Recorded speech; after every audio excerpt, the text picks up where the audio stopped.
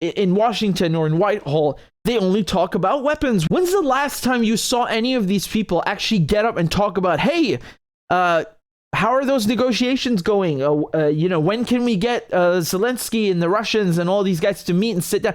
I don't remember them ever saying this. I think the last time was a year ago or something like that, right? When they were in Turkey, I think Turkey was trying to, negotiate a settlement between the two and make peace.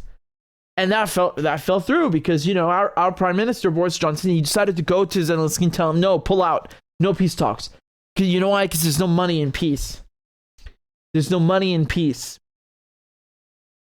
I mean, there is actually. They're stupid because the Chinese are making lots of money doing, diplomacy. And with the Belt and Road Initiative, they're going to make lots of money. I'm sure that's not their only incentive because they have a completely different mindset, culture, and foreign policy. The new Silk Road and that future is going to be very bright. And, like I told you, the Saudis are even waking up and saying, oh, we need to switch.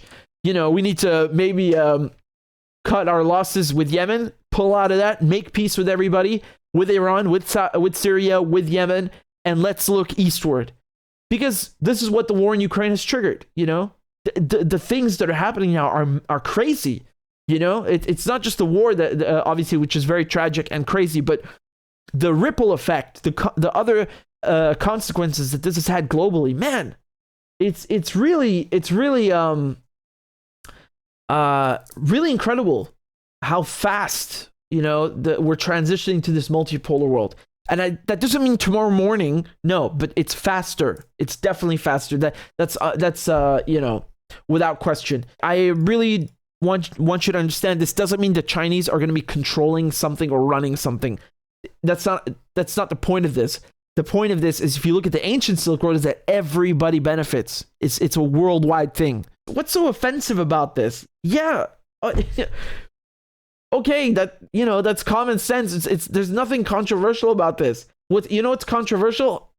Arming one side and trying to make money from it. That is controversial. That is upsetting. And that is what America and Britain are doing. BAE Systems, Raytheon. That's what they're doing. These British companies and American companies are making a killing. Literally making a killing. You even got some Israeli guy in Canada building Jeeps. Huh.